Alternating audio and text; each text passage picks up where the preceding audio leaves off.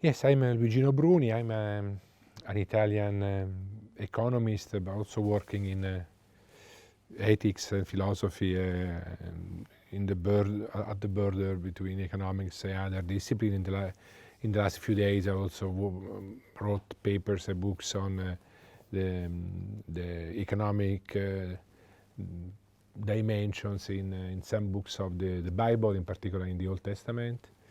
And my last book is called The Economy of Salvation. We discussed it a bit, some chapters a few days ago at the Erasmus University with Lance, with Bas, some other people here.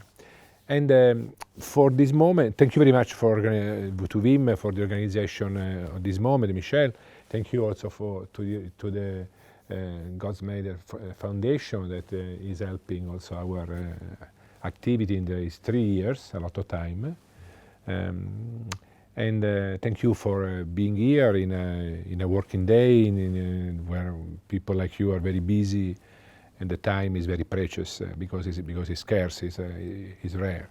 And thank you very much to everybody. The idea was to start with a short presentation of 20 minutes that will be recorded. Thank you also to the staff, to the crew for this service. And I prepared a short paper about gratuitousness.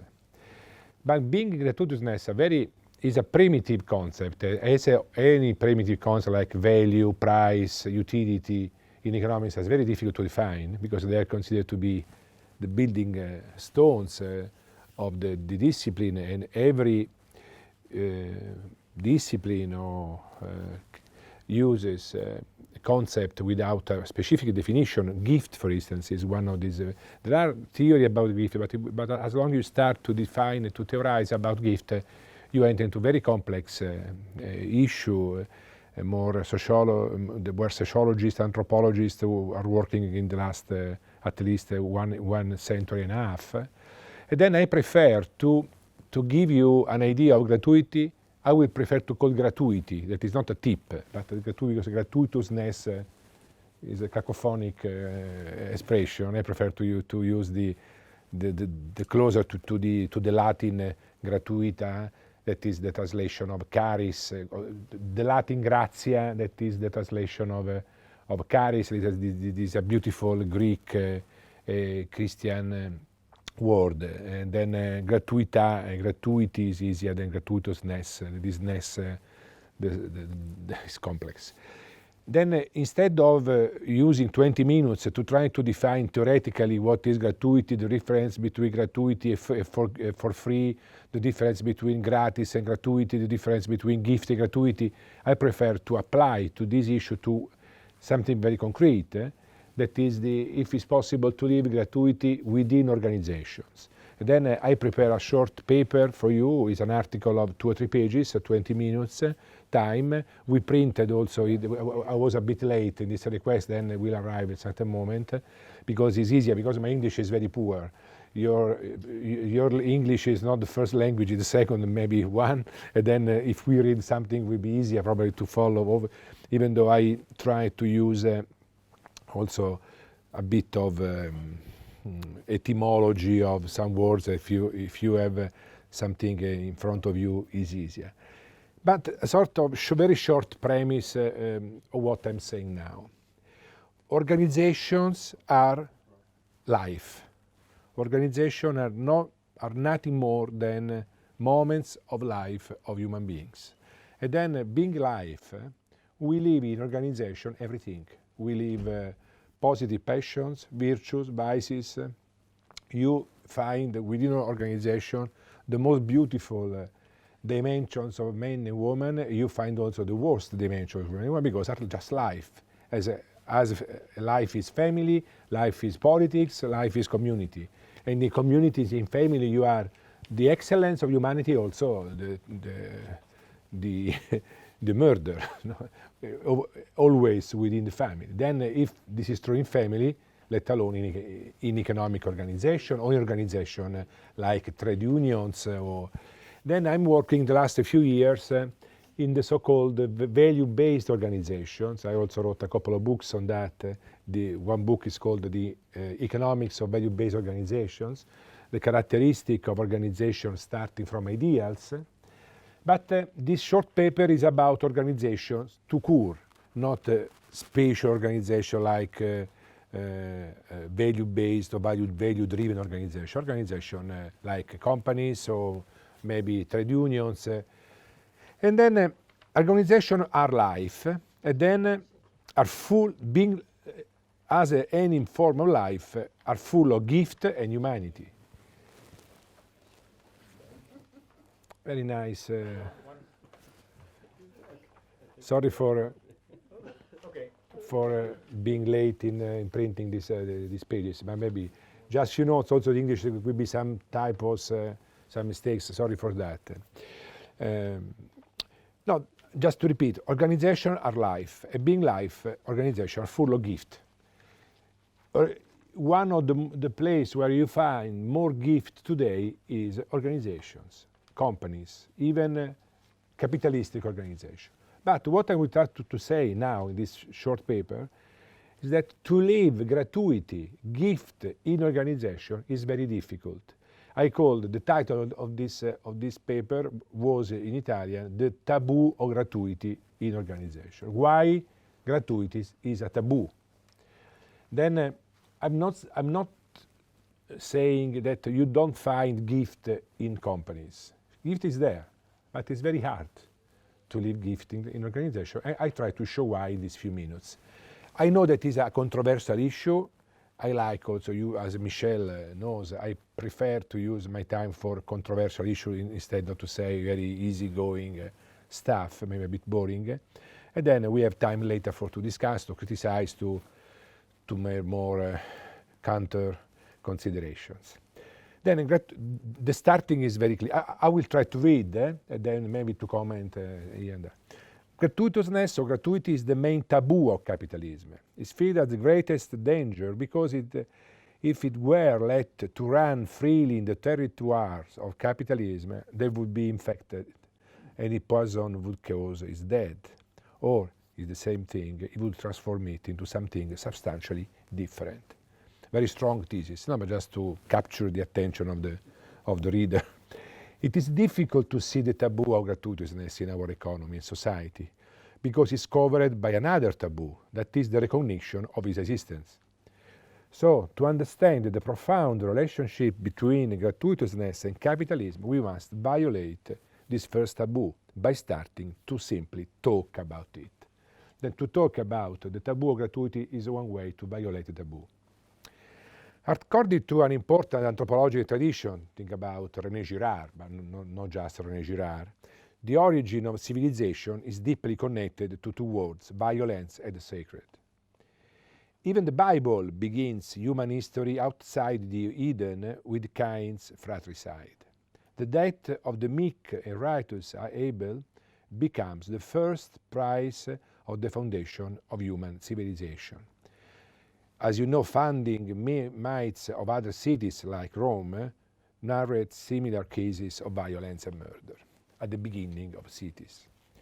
Communities have had to learn how to manage people's violent impulses to prevent their own destruction. The creation of taboos must be included among the tools to regulate and control violence in order to prevent it from becoming mimetic, repeated and explosive. René Girard, no? It is Communities have paid a high price for these tools because they were applied on persons and actions that have led to the discrimination and not infrequently the actual persecution of those who were the subject of the taboo, women, lepers, the poor, the sick, entire peoples, the Jewish. The relationship between a community and its taboos shows a radical ambivalence. As Michel, maybe now a bit also Lance, know that I like very much the category of ambivalence. Because without ambivalence you have dichotomy. A dichotomy is always ideological, good and bad. The ambivalence, I think, is a very fecund, is a very fertile way of approaching life. Because life is generative because it's ambivalent. There are good and bad intertwined. There are positive and negative aspects. For instance, market is good or bad? I don't know. It's ambivalent. No? It's a beautiful stuff, but also there are some problems in the environment and so on. Then even to understand the relationship between gratuity and organization, you must start from this idea of ambivalence. On the one hand, the taboo is all that you have to avoid, as we know. Freud book is also the basis of totem and taboo. All you cannot touch, against which you should get immunized not to become contaminated and infected by its spirit, the so-called mana. No? If you know the book of Marcel Mauss, no? The mana is the spirit of things. Then if you don't reciprocate the gift, the mana will infect you. The mana is the name in Polynesian. Furthermore, the words associated with the taboos should not be pronounced. The land of the taboo cannot be crossed. Communities have been changed, they have died and been resurrected according to the rhythm of the creation, violation, and elimination of taboos. And even if by completely different modes, the same ancestral rhythm of the earth keeps appearing in our history too, today. At the same time, this is the ambivalence, the content of the taboo has a fatal and strong attraction. This is the reason of the taboo. By developing some invincible traits in people. The taboo cannot be violated, but, and because, we profoundly, deeply wish to do so. Is the desire for the vengeance of Cain, whoever finds me will kill me, which produces his mark, lest any who found him should attack him. Genesis. His words are banned, and the temptation to want to pronounce them is strong. Based on that, for example, Freud calls the taboo of the on rulers, the kings cannot be touched by their subjects, a ban that aims to counter the deep passions, desire present in members of the community to kill the kings and rulers. Then you have the desire to touch, in a negative way, the kings, then the taboo, the kings cannot be touched. Then the taboo is a mix between attraction and then for that attraction that will be negative for the community, there is the ban. Then objects, animal, people considered as taboo also have a dual characteristic. They cannot be touched, but they cannot be eliminated either. The goal of use of taboos is not the disappearance of the taboo, because if the taboos were to disappear, the impassable border would also be gone with it. The community would get contaminated, and so it would fall exactly into the sin that the taboo was meant to avoid.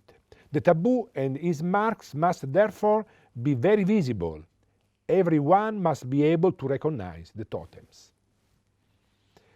We can understand a lot of capitalism and in general of economics if we take its taboos of gratuitousness seriously. The relationships between gratuitousness and the market contains, according to me, in my opinion, the anthropological traits of the taboo. First, we find the original violence. Traditional or pre-commercial communities were based on two original and distinct principles, hierarchy and gift. Hierarchy was the instrument for the management of power, while gift regulated reciprocity in families, within clans and communities. The advent of the market takes place after the killing of the gift, which must die in order to create the contract and commercial exchange in its place, which are characterized so as not to be a gift, not to be gratuitous. If you look at a definition of contract is what is not gift, the very basic definition. Market economy does not question the hierarchy. What is more, it radicalizes it so much that the capitalistic enterprise are also the main place along with the armies where hierarchy continues to play a significant role in all societies. Then, at the origin of the market, however, there is a sort of primordial violence on gratuitousness gift, even if it's neither perceived nor told as such by its protagonist. Even Cain's violence is linked to gift, as we know, and to the economy. As we know, the origin of the fratricide of Cain, that God did not accept his gift, a denial that the gift is the very beginning of human violence in the Bible. Then the origin of the fratricide was a refused gift. A denial that generated the violence on Abel, the elimination of the fragile brother who knew how to make gift. One definition of Abel was the one who knew how to make gift. Gratuitousness is always as fragile and vulnerable as Abel. It is exposed to the abuse. But Cain is also the patron of trades and the founder of the first city, Enoch, which is named after his son. And his very name has a strong assonance with the verb ganat, to buy. Cain comes from the verb to buy. This is also very interesting for us. Furthermore, in the book of Genesis, the word prophet, beka, makes his appearance in the scene of Joseph being sold into slavery by again his brothers. The fraternity of the gift is negated by the appearance of profit. In Rome, for instance, numus, money, currency, was the non-munus gift.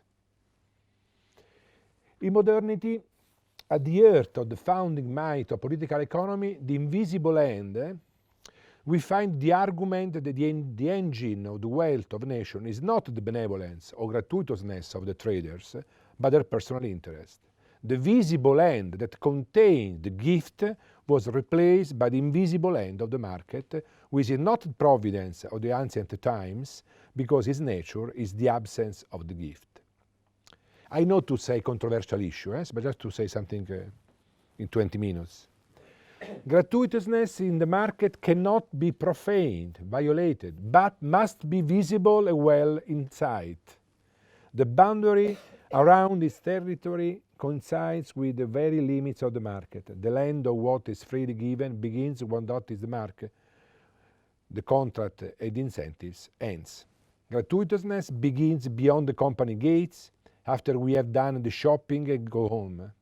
Everyone should see it. Everyone must understand it without any complicated speeches.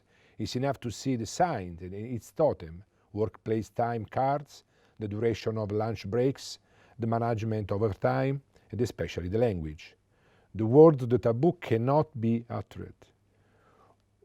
Woe to those to say the words gift or gratuitousness and its synonyms in the ordinary course of business. But, as happened in the totemic civilizations, here too we are some specific times at which the untouchable subject of the taboo can and should be touched, sacrificed, ritually consumed in order to seize its mysterious and terrible force. As you know, there are some communities in a traditional time, even in Africa, when giraffe is a sacred animal, but there is one day per year when giraffe is eaten. Then you cannot touch except one day. And so in the business convention, gift is evoked, pronounced, eaten, to be then but put back in his inviolable tabernacle the next day. We organize employee volunteer initiatives, social dinner to help the poor, to provide organized and regulated activities within the reassuring confines of the rules, limited to that carefully controlled time. This donuncoli, that means domesticated gift, managed and controlled, are the new voodoo dolls, resembling the real person, the gift, with the hope of controlling it and subjecting it to witchcraft. Homeopathic gift. In the Bible is present the so-called homeopathic principle. There are the homeopathic, the similar yield the similar, that link are, which can also be found in the well-known episode of the book of Exodus, when Moses with the snakes, make a snake and put it in a pole, whenever it's bitten can look at it and live. or even in Ezekiel, but also in the book of Samuel with the Archer of the Covenant. There was with the Archer of the Covenant some problems, and the Philistines, they sent back 5 mice, golden mice, because there was a plague created by the mice, to send back some small mice was a way to heal the huge plague. Then the ancient practices of a homeopathic gift intended to serve as immunizers against some evil by using symbolically the same evil, like two negatives that become positive when multiplied. The homeopathic gift as a mechanism of immunization is particularly powerful and relevant in economic. Then, as with the mice in the Philistine, the idea is if you put a bit of gift and put it within the body, you will be immunized by the true gift. That is the virus, very dangerous outside. Then I'm very close to the conclusion.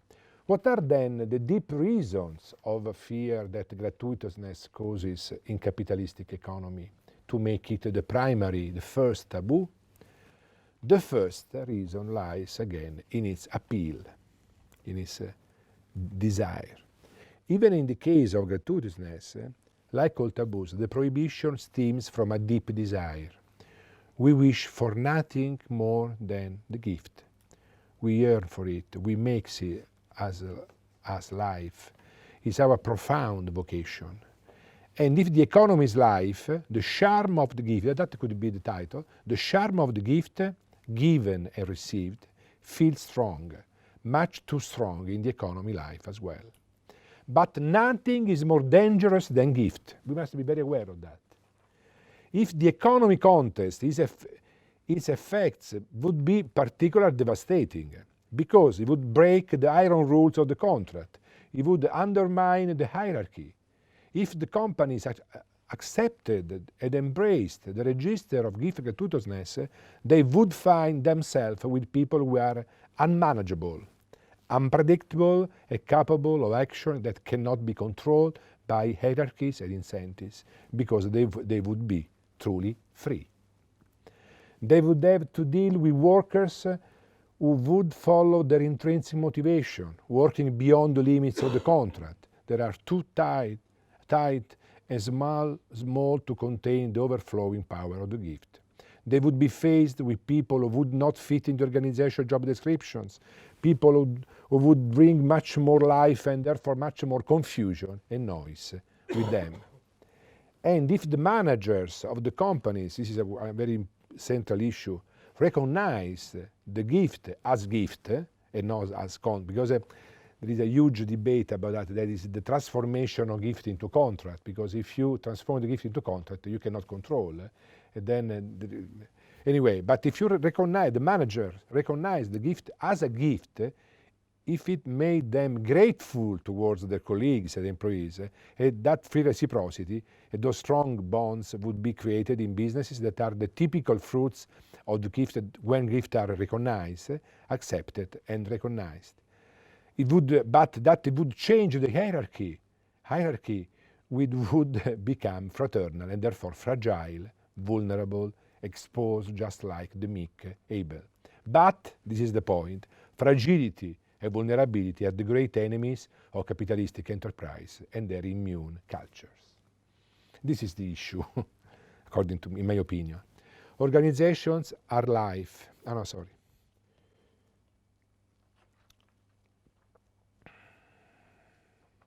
But, as in all communities, in some days the taboo can be eaten. Here, the day off for charity initiative, the social dinner for Africa, but only in that specific day. Then, the conclusion, the companies and the markets will protect themselves from gratuitousness to protect themselves from their own debt. Who will break this taboo of our time? And if some prophet does it for us, will we be able to walk towards the land of free women and men or not? This is just my introduction.